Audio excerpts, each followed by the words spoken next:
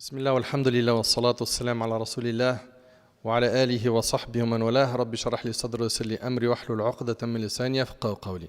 Chers frères et sœurs, aujourd'hui avec l'aide d'Allah Tabarak wa Ta'ala, on a rendez-vous avec un thème très important. Ce thème concerne l'addiction des péchés. L'addiction des péchés. Chers frères, chères sœurs, dans le recueil de l'imam al-Bukhari et Muslim, le noble compagnon Abu Bakr as-Siddiq radiyallahu anhu, il a dit au prophète sallallahu alayhi wa sallam, Allimni du'a'an ad'u bihi fi salati. Il a dit, enseigne-moi une invocation que j'utiliserai dans ma prière. Qala qul Allahumma inni zalamtu nafsi zulman kathira ولا يغفر الذنوب إلا أنت فاغفر لي من عندك مغفرة إنك أنت الغفور الرحيم. Ô Seigneur, je me suis fait beaucoup de tort à moi-même. Beaucoup de tort à moi-même par quoi? Par les désobéissances. Ô Seigneur, je me suis fait beaucoup de tort à moi-même et il n'y a personne qui puisse pardonner les péchés sauf toi. Pardonne-moi donc d'un pardon de ta part et accorde-moi ta miséricorde. Certes, c'est toi le pardonneur, le très miséricordieux. Comme vous pouvez le voir, l'invocation, elle est sublime. Et comme vous le savez, le prophète sallallahu alayhi wa sallam a dit, tous les fils d'Adam commettent des péchés. Et il a dit, et les meilleurs pécheurs sont ceux qui se repentent beaucoup. Et c'est rapporté par l'imam al-Tirmidhi. La question qu'on doit se poser, c'est, où en sommes-nous avec les péchés? Est-ce qu'on a sombré dans l'addiction des péchés au point de nous y habituer et de les commettre sans même éprouver de regret ni chercher à nous repentir? Et ça, c'est vraiment la pire des choses. C'est que tu en arrives à un stade où tu fais les péchés, tu les répètes et il n'y a aucun regret, aucune envie de repentir qui naît dans ton cœur. C'est terrible. C'est terrible. On en arrive à un stade où beaucoup de gens, pour ne pas généraliser, minimisent le péché. C'est rien, ça va, c'est un gros mot. C'est rien, c'est qu'une médisance. Ma'alish, tout le monde ment. Puis en plus, ce n'est pas un grand mensonge, c'est un petit. Certains sont arrivés à ce stade de minimiser tous les péchés. Et selon Sahl ibn Sa'd, radiyallahu anhu, le prophète sallallahu alayhi wa sallam a dit, méfiez-vous des péchés insignifiants, c'est-à-dire les petits péchés. Car en effet, un exemple de péché insignifiant est comme un groupe de gens qui descendent au fond d'une vallée, l'un d'eux apporte un bâton et un autre apporte un bâton jusqu'à ce qu'ils cuisent leur pain. En vérité, les péchés insignifiants, c'est-à-dire les petits péchés, si quelqu'un en est tenu responsable, il périt, rapporté par Ahmed. En fait, il faut que tu comprennes qu'un petit péché, plus un autre petit péché, plus un autre petit péché, mais finalement, tu vas ouvrir la porte des grands péchés. Tu as trouvé cette audace à faire les petits péchés, le diable ne va pas te laisser ici. Il veut ta destruction. Il veut que tu sois parmi les perdants le jour du jugement. Donc, il va te rapprocher des petits péchés, puis après des grands péchés, puis allez, vas-y, sors d'islam. Anas ibn Malik radiyallahu anhu, subhanallah, lui c'est un compagnon. Il s'adresse à la génération qui est venue après les compagnons, il leur dit, vous commettez des actes que vous considérez aussi insignifiants qu'un cheveu, alors que nous les considérions à l'époque du prophète sallam comme des péchés destructeurs, et c'est rapporté par le Bukhari. Allahu Akbar. Il parle à la génération qui est venue après celle des compagnons, et leur dit, vous faites des péchés qui sont à vos yeux plus insignifiants qu'un cheveu. Alors que nous, à l'époque du prophète, on les considérait comme destructeurs. Mais si Anas radiyallahu anhu, il venait à notre époque, qu'est-ce qu'il dirait?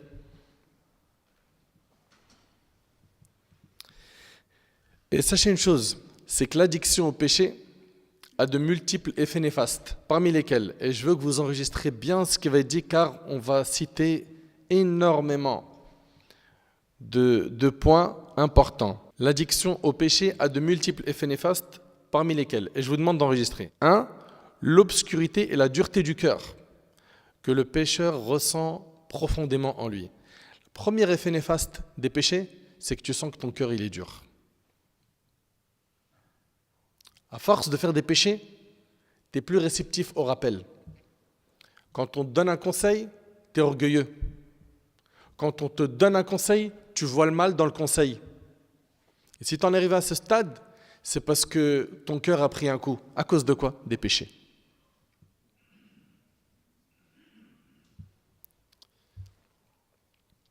L'obscurité et la dureté du cœur. Allahu Akbar, qu'Allah nous en préserve. Ça, je veux que tu l'enregistres, mon frère, ma sœur, enregistre ce point. Premier effet néfaste des péchés, c'est qu'il rend le cœur dur, sombre. Il ne voit que le mal. Il n'apprécie pas l'obéissance. Il s'en écarte. 2. Parmi les conséquences de l'addiction au péché, il y a le fait que les désobéissances s'entraînent les unes les autres et qu'un péché en appelle un autre. Un péché, ça agit comme une drogue. Tu as essayé la première fois, tu as besoin de la deuxième fois, puis la troisième, et tu ne peux plus t'en passer. Et ça, c'est quelque chose de terrible, jusqu'à ce que le serviteur d'Allah en arrive à un stade où il n'apaise son cœur que lorsqu'il met Allah en colère. Wallah, c'est terrible. Et il y a une chose qu'on oublie aussi, c'est qu'Allah tabaraka ta'ala, il nous a interdit de suivre les pas de Satan. Oui ou non? Allah ta'ala il dit Ya ayyuhalladhina amanu la tattabi'u khutuwati shaytan. Ô vous qui croyez, ne suivez pas les traces de Satan. Mais ce que tu oublies, c'est quoi? C'est que les péchés sont justement les traces de Satan, c'est les pas de Satan. Donc toi, quand tu es en train de faire des péchés, tu es en train de suivre les pas du diable. Chose qui nous a été interdite. Chose interdite dans notre religion. Donc on a dit que premier effet néfaste des péchés, c'est l'obscurité, le durcissement du cœur. 2, c'est que ça agit comme une drogue. Un péché en amène un autre. Parmi les conséquences de l'addiction au péché, il y a aussi le fait de s'y habituer, au point qu'il devienne une routine. Il a l'habitude de regarder des images pornographiques. Il a l'habitude d'écouter des insultes, des gros mots, des médisances, des clips orduriers. C'est sa routine. Il s'est habitué. Il s'est habitué à faire de l'argent sale. Tu lui dis, mon frère, c'est haram. Tu dis, qu'est-ce que tu veux que je fasse, mon frère? Ça y est, je suis ancré dedans. Ibn al-Qayyim, rahimallah, dit à ce sujet, il arrive que de nombreux pervers commettent le péché sans même en ressentir de plaisir. C'est-à-dire, c'est même pas il le fait par kiff, ni y être poussé par un désir, mais simplement en raison de la douleur qu'il éprouve à s'en abstenir. C'est juste que c'est pour lui trop dur de lâcher le péché. Est-ce que c'est impossible de lâcher le péché? Non. Et on va voir, Inch'Allah, à la fin les solutions. Donc, on résume. Parmi les effets néfastes du péché, 1, la dureté du cœur, son obscurcissement. 2, un péché en amène un autre, ça agit comme une drogue. 3, c'est qu'à la fin, ça devient une routine chez une personne. Parmi les conséquences néfastes de l'addiction au péché, il y a le fait que le serviteur minimise la gravité de sa désobéissance envers son Seigneur et la considère comme insignifiante. Et ça, c'est un signe très dangereux. C'est-à-dire que pour lui, c'est rien, alors que c'est grave. Et comme nous enseignaient les pieux prédécesseurs, ne regarde pas la petitesse du péché, mais regarde l'immensité de celui que tu es en train de désobéir. Il s'agit d'Allah, le créateur de l'univers, Al-Malik, le roi, Azza wa Jal. Mais comme Allah Ta'ala il dit, وَمَا قَدَرُ اللَّهَ حَقَّ قَدْرِهِ. Ils n'ont pas estimé Allah à sa juste valeur. Ils vont avoir peur lorsqu'ils vont avoir une inspection de travail. Ils vont avoir peur quand ils vont se retrouver d'un coup avoir un radar alors qu'ils respectent la limitation de vitesse. Il va avoir peur quand il va voir des véhicules de police sur un rond-point alors qu'il a la ceinture, tout est en règle dans sa voiture. Il va avoir peur quand il va consulter le médecin et que le médecin il revient très silencieux. Et ta peur d'Allah, elle est où?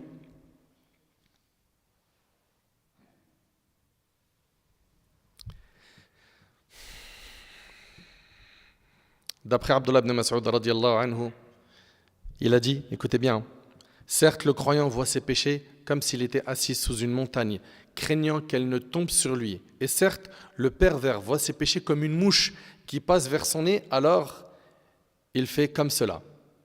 C'est-à-dire quoi? Il fait un geste de la main au-dessus de son nez et c'est rapporté par le Bukhari. Le croyant, lui, quand il fait une désobéissance, eh ben, pour lui, c'est comme si qu'il était assis sous une montagne et qu'il craignait qu'elle va lui tomber dessus.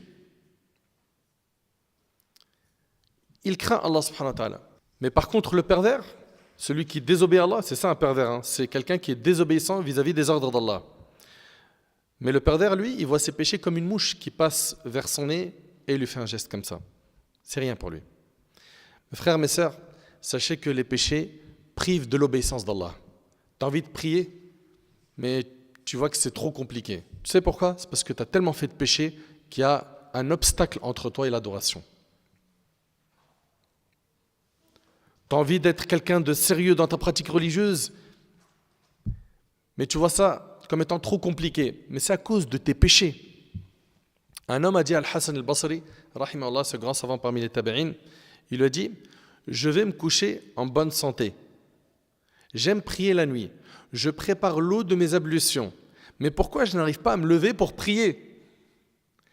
Et Al-Hassan al-Basri lui a dit, ce sont tes péchés qui t'ont enchaîné. Allahu Akbar. Ce sont tes péchés qui t'ont enchaîné. Oui, ne sois pas surpris. Sufyan al-Thawri, ce grand savant parmi les pieux prédécesseurs, a également dit « J'ai été privé de prières nocturnes à cause d'un péché que j'ai commis. » Pense pas que ta désobéissance, tes péchés sont sans conséquence. Non. Parmi les conséquences néfastes des péchés, il y a le fait que cela, avec le temps, peut te faire atteindre la rouille du cœur. Ton cœur peut rouiller. Abu Hurayra radiyallahu anhu, il rapporte que le prophète sallallahu alayhi wa sallam a dit « Lorsque le croyant commet un péché, un point noir se forme dans son cœur. » Écoutez bien s'il vous plaît. Quand tu fais un péché, il y a un point noir qui s'installe dans ton cœur. S'il se repent de son péché, s'en démarque, il demande pardon, ce point noir disparaît de son cœur. Ça va, c'est clair? Très bien. S'il persiste dans son péché, ce point prend de l'ampleur jusqu'à envelopper tout son cœur. Et c'est là le ran dont Allah a parlé dans son livre quand il a dit Azza wa Jal Kalla bal ran ala qulubihim ma kanu yaksibun. Allah Ta'ala dit ce sont plutôt leurs cœurs qui ont été recouverts par les péchés qu'ils ont commis. Et c'est rapporté par Tirmidhi. Donc comprends que tu fais un péché, il y a un point noir qui s'inscrit sur ton cœur. Un autre péché, c'est un deuxième point noir et ça s'étend, ça grandit jusqu'à ce que le cœur devienne entièrement quoi? Rouillé. Qu'Allah nous en préserve. Il ne faut pas oublier une chose, c'est que le plus important, le jour du jugement, c'est de venir à Allah avec un cœur sain. Allah Ta'ala dit يَوْمَ لَا يَنْفَعُ مَالٌ وَلَا بَنُونَ إِلَّا مَنْ أَتَى اللَّهَ بِقَلْبٍ سَلِيمٍ. Le jour où ni les biens ni la famille ne seront d'aucune utilité, sauf celui qui se présente à Allah avec un cœur sain. Le plus important, ce n'est pas ton apparence. Ce n'est pas que tu allais à la salle et que tu étais tracé. Ce n'est pas que tu étais beau gosse. Ce n'est pas que tu portais les meilleures marques. Tu avais la plus belle voiture. Tu avais tellement d'argent que tu pouvais t'acheter ce que tu veux. Ce n'est pas ça le plus important. Le plus important, le jour du jugement, c'est ton cœur. Il ressemble à quoi? C'est quelle œuvre pieuse as-tu fait sur terre? Al-Hassan al-Basri, rahimahullah, a dit c'est l'accumulation des péchés l'un après l'autre jusqu'à ce que le cœur devienne aveugle. C'est-à-dire quoi aveugle? C'est-à-dire il ne fait plus la différence entre le bien et le mal. Qu'Allah nous en préserve. Et il nous suffit de savoir que l'addiction au péché est une cause de la colère d'Allah. Ça te fait rien, ça? Ça te fait rien d'entendre cette phrase? C'est la cause de la colère d'Allah, de son châtiment, que ce soit dans ce monde, dans la tombe ou le jour du jugement. Et pour approfondir ce sujet, il est recommandé de lire le livre Ad-Da wa Ad-Dawa d'Ibn al-Qayyim rahimahullah, Le péché et le remède. C'est un livre que je vous recommande d'acheter. Achetez-le. Abdullah ibn al-Mubarak rahimahullah a dit رأيت الذنوب تميت القلوب وقد يورث الذل إدمانها وَتَرْكُ الذُّنُوبِ حَيَاةُ الْقُلُوبِ وَخَيْرٌ لِنَفْسِكَ عِصْيَانُهَا. J'ai vu que les péchés tuent les cœurs. Regardez ce que ce savant dit. J'ai vu que les péchés tuent les cœurs et que leur répétition mène à l'humiliation. Abandonner les péchés fait revivre les cœurs et il est bien meilleur pour ton âme de t'en détourner. Parmi les serviteurs d'Allah, il y a ceux qui sont addicts à l'alcool, qu'Allah nous en préserve. Ceux qui sont addicts à la drogue, d'autres à la cigarette, d'autres chamma, d'autres c'est la chicha, d'autres c'est les paris sportifs, d'autres c'est la médisance, d'autres c'est les mensonges, d'autres c'est al-hasad, l'envie, la jalousie. D'autres sont addicts au regard interdit, à l'écoute de ce qui est illicite, et ainsi de suite. Tant de dépendance et d'addiction.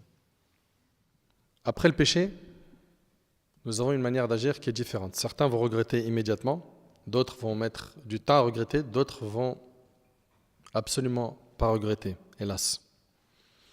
Et ce qu'il faut en fait, c'est qu'on se remette en question. Qu'on se remette en question car ces péchés-là sont destructeurs et il faut comprendre que le diable, la seule chose qu'il veut de nous, c'est notre perte. Il faut qu'on médite sur les nombreux bienfaits d'Allah subhanahu wa ta'ala sur nous. Comment subhanallah, avec tous les bienfaits qu'Allah t'accorde, tu peux te retrouver toi à multiplier les désobéissances et à ne pas faire preuve de gratitude, de reconnaissance envers le Seigneur Jalla fi'ala. Et la reconnaissance envers Allah se fait par le cœur, en reconnaissant que les bienfaits viennent de lui, par la langue, en le remerciant, et par les membres du corps, en te mettant à pratiquer comme il faut, en adorant Allah subhanahu wa ta'ala comme il le faut. Allah nous relate les invocations suivantes dans le Coran. رَبَّنَا ظَلَمْنَا أَنفُسَنَا وَإِن لَمْ تَغْفِرْ لَنَا وَتَرْحَمْنَا لَنَكُونَنَّ مِنَ الْخَاسِرِينَ. Seigneur, nous nous sommes causés du tort. Si tu ne nous pardonnes pas et ne nous fais pas miséricorde, nous serons perdus. Également, رَبَّنَا إِنَّنَا آمَنَّا فَاغْفِرْ لَنَا ذُنُوبَنَا وَقِنَا عَذَابَ النَّارِ. Seigneur, nous croyons, pardonne-nous nos péchés et protège-nous du châtiment du feu. Et l'invocation suivante, رَبِّ اغْفِرْ وَارْحَمْ وَأَنْتَ خَيْرُ الرَّاحِمِينَ. Seigneur, pardonne-nous et fais-nous miséricorde, tu es le meilleur des miséricordieux. Et il ne fait aucun doute que renoncer à un péché dans lequel on s'est enfoncé, on est tombé dedans comme un sable mouvant, est une épreuve difficile. Ça, je ne dis pas que c'est facile. Vous me suivez? Il ne fait aucun doute que sortir d'un péché dans lequel on est ancré, c'est une épreuve difficile. Cependant, rappelons-nous que le paradis est entouré d'obstacles et que l'enfer est entouré de tentations. Rappelez-vous ça, s'il vous plaît. Que le paradis est entouré d'obstacles. Tu veux le paradis? Il y a des obstacles. L'enfer, il y a plein de tentations autour. Toi qui te demandes comment faire pour se détacher des addictions, eh bien, je vais vous citer ici plusieurs points. J'aimerais que ce soit appris et surtout transmis. Vous avez probablement des faiblesses face à des péchés ou des gens dans votre entourage qui sont addicts à des péchés. Eh bien, la première des choses, toi qui veux te détacher de ces addictions, invoque Allah. Invoque Allah. Demande-lui, subhanahu wa ta'ala, de te guider, de t'accorder un repentir sincère. Demande-lui de te guider car le péché, c'est une désobéissance, un égarement. Et dans l'invocation, choisis les moments propices pour invoquer Allah subhanahu wa ta'ala. Dans le hadith d'Abi Dharr qui est rapporté par Muslim, le prophète sallallahu alayhi wa sallam a dit qu'Allah subhanahu wa ta'ala a dit: ô vous mes serviteurs, vous êtes tous dans l'égarement, sauf ceux que j'ai guidés, demandez-moi la guidée, je vous l'accorderai. Donc la guidée, elle se demande. Pense pas qu'elle va tomber du ciel. Tu parles à certains, tu leur dis: mais pourquoi tu pries pas? Il dit: non, t'inquiète, Inch'Allah, Rabbi Yahdi. Un jour, Allah il va me guider. Et ils pensent comme ça que sans faire d'effort, les choses vont changer. Pour que ça change, il faut que tu te prennes en main, il faut que tu fasses les causes. Ça va démarrer par cette volonté de changer qui va te pousser à faire dua, les invocations. Également, toi qui veux te détacher des péchés, il faut que tu apprennes à augmenter ta foi. Plus tu vas augmenter ta foi, plus tu auras une facilité à te détacher des péchés. Il y a plein de cas classiques qu'on entend. Un tel, il est addict à la fornication, lui à la pornographie, lui à la masturbation, et j'en passe. Et il nous contacte. Comment faire? Dua, augmente ta foi. Plus tu vas augmenter ta foi, plus tu auras une facilité à te détacher des péchés. Plus ta foi elle est chaotique, plus là tu es une proie. Augmente ta foi. Allah Ta'ala a dit dans le Coran, إِنَّهُ لَيْسَ لَهُ سُلْطَانٌ عَلَى الَّذِينَ آمَنُوا وَعَلَى رَبِّهِمْ يَتَوَكَّلُونَ. Il n'a aucun pouvoir sur ceux qui croient. Qui? Shaitan, le diable. Il n'a aucun pouvoir sur ceux qui croient et qui placent leur confiance en leur Seigneur. Donc il faut bien comprendre que les pieux qui sont forts, le diable, il n'arrive pas à les détourner. Tu veux augmenter ta foi? Écoute le Coran en le méditant. Tu veux augmenter ta foi? Visite les tombes. Tu veux augmenter ta foi? Écoute des rappels, écoute des conférences. Multiplie les actes d'adoration. Fréquente les mosquées. Fréquente les pieux. Ces choses-là augmentent la foi. Troisièmement, toi qui veux te détacher des péchés, il faut que tu apprennes à faire ce qu'on appelle jihad al-nafs. C'est-à-dire quoi? Que tu combats ton âme. Cette âme qui incite au mal, il faut que tu la combattes. Le prophète sallallahu alayhi wa sallam, il a dit Al-mujahid man jahada nafsah. Le véritable combattant est celui qui combat son âme. Il faut que tu fasses des efforts. Ça ne sera pas facile au début. Mais à force de faire des efforts, ce qui était dur aujourd'hui, demain sera très facile. Que ce soit se réveiller pour le fajr, faire les prières à l'heure, baisser le regard, arrêter le monde de l'argent illicite et j'en passe. Allah Ta'ala il dit وَالَّذِينَ جَاهَدُوا فِينَا لَنَهْدِيَنَّهُمْ سُبُلَنَا. Ceux qui luttent pour notre cause, nous dit Allah, nous les guiderons sur les sentiers menant à nous. Tu fais des efforts pour Allah, Allah il va te guider vers lui, il va t'ouvrir les chemins qui mènent à lui. Et la promesse d'Allah est véridique. Mujahadatun nafs. Le fait donc d'éduquer ton âme, de la purifier, de l'éloigner des causes qui mènent au péché. Que ce soit des personnes qui t'incitent au péché ou des endroits ou autres, il faut que tu t'en écartes. Et ça, c'est un effort que tu dois faire toi. Donc on a dit, pour se détacher des péchés, l'invocation, augmente ta foi. 3, le fait de purifier ton âme, ok, de combattre les péchés de l'âme. Et de se rappeler que le prophète a dit, il y a dans le corps un morceau de chair. S'il est bon, tout le reste du corps est bon. S'il est mauvais, tout le reste du corps est mauvais. Ce morceau de chair, c'est quoi? C'est le cœur. Le cœur, s'il est bon, les membres vont bien agir. Si le cœur est mauvais, les membres du corps vont faire du haram. Quatrièmement, dans ton état de faiblesse, toi qui es tombé dans un péché, repens-toi. Regrette le péché. Le prophète a dit An-nadamu tawba. Le regret, c'est un repentir. Et sois soucieux de faire des bonnes actions. Sois soucieux de faire des bonnes actions. Allah Ta'ala il dit Wa aqimi as-salata tarafay an-nahari wa zulafan min al-layl innal hasanati yudhhibna as-sayyi'at dhalika dhikra lidh-dhakirin. Accomplis la prière aux deux extrémités du jour et à certains moments de la nuit. Les bonnes actions effacent les mauvaises. T'entends? Les bonnes actions effacent les mauvaises. Ceci est un rappel pour ceux qui réfléchissent. Et j'attire votre attention sur quelque chose. Certains, quand ils veulent se repentir, ils vont aller jusqu'à dire « Wallah, je referai plus péché ». Jure pas. La religion t'a pas imposé ça. Ok? Jure pas. Fais le nécessaire toi pour te battre contre les péchés que tu as l'habitude de faire. Ok? Et à chaque fois, repens-toi sincèrement. Et si tu te repens sincèrement d'un péché et que tu retombes dans le même, et que tu te repens à nouveau sincèrement. Sincèrement, ça veut dire quoi? C'est quoi un repentir sincère? Le regret? La détermination de ne plus le refaire? Se détacher du péché? Et si on a fait du tort à quelqu'un, on répare l'injustice commise. D'accord? Donc, il y a le regret.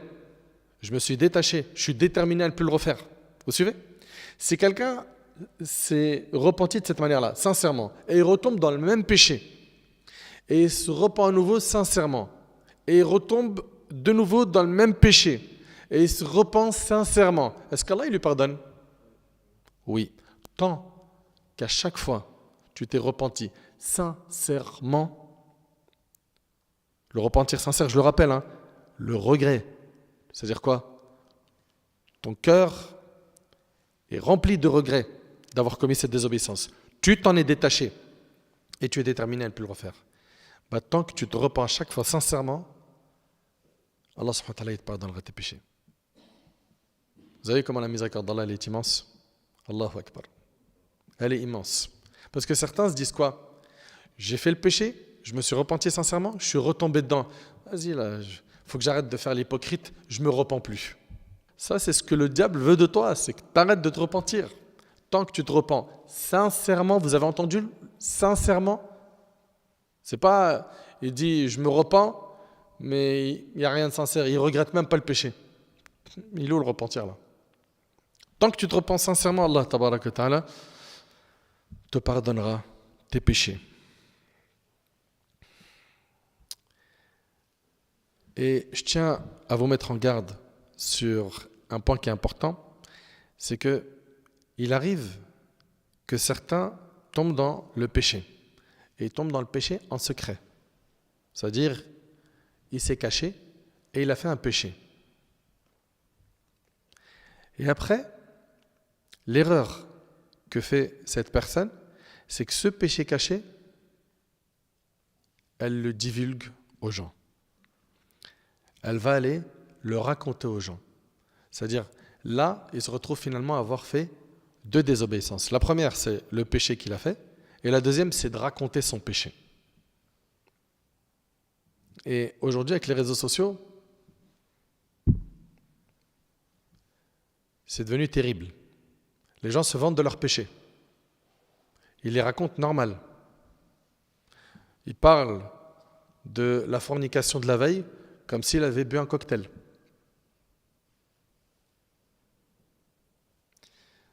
C'est pas normal. Ce n'est pas normal. Abu Huraira radhiyallahu anhu a entendu le messager d'Allah sallallahu alayhi wa sallam dire: tous les membres de ma communauté seront pardonnés à l'exception de ceux qui divulguent leurs péchés. Allahu Akbar. Vous entendez? Mais ces gens-là, ils ne veulent pas qu'Allah leur pardonne? Tous les membres de ma communauté seront pardonnés à l'exception de ceux qui divulguent leurs péchés. Le hadith il est rapporté par Bukhari et Muslim. Et si le pécheur ne se repent pas, qu'il sache qu'il est en danger. Si le pécheur ne se repent pas, il est en danger. Parce qu'il peut finalement quoi? Mourir sur le péché et être ressuscité sur le péché. Et ça, c'est ce qu'on appelle une mauvaise fin. Adi ibn Hatim radhiyallahu anhu relate que le prophète sallallahu alayhi wa sallam a dit: il n'en est pas un d'entre vous à qui Allah ne s'adressera pas. Et il n'y aura alors aucun intermédiaire entre son Seigneur et lui. C'est-à-dire que chacun d'entre nous va avoir un dialogue direct avec Allah. Quand? Le jour du jugement. Tous. Le hadith il est rapporté par Bukhari Muslim. Il n'en est pas un d'entre vous à qui Allah ne s'adressera pas, et il n'y aura alors aucun intermédiaire entre son Seigneur et lui. L'homme regardera à sa droite et ne verra que ce qu'il a accompli, ses œuvres. Il regardera à sa gauche et il ne verra que ce qu'il a accompli. Pareil, il regardera devant lui et ne verra que l'enfer face à son visage. Craignez donc l'enfer, ne serait-ce qu'avec une demi-date. Une demi-date que tu donnes en aumône peut te sauver de l'enfer. Et celui qui ne trouve rien, que ce soit avec une bonne parole. Subhanallah. La bonne parole, c'est une sadaqa. Tu es récompensé par la bonne parole. Chers frères, chères sœurs, je rappelle les solutions avant de clôturer. Toi qui t'es retrouvé à ne plus pouvoir te détacher de certains péchés, invoque Allah subhanahu wa ta'ala. Prends-toi en main sérieusement et invoque Allah. Et garde en tête qu'Allah tabaraka ta'ala est capable de tout. C'est lui qui guide subhanahu wa ta'ala. Allah ta'ala a guidé dans l'histoire des hommes qui étaient très hostiles à l'islam. Et après, ils sont devenus des grands compagnons du prophète. 2. Augmente ta foi. L'affaire de ta foi, c'est une affaire nécessaire. Le prophète il dit Innal imana yabla kama yabla thawb fajaddidu imanakum. La foi s'use comme s'use le vêtement. Renouvelez votre foi. La foi s'use comme s'use le vêtement. Renouvelez votre foi.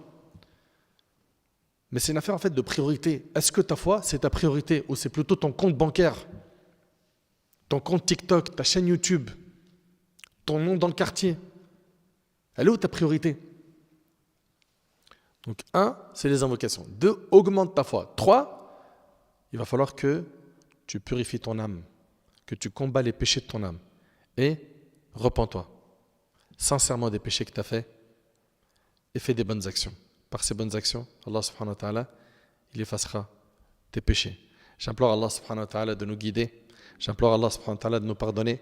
J'implore Allah subhanahu wa ta'ala d'améliorer notre situation.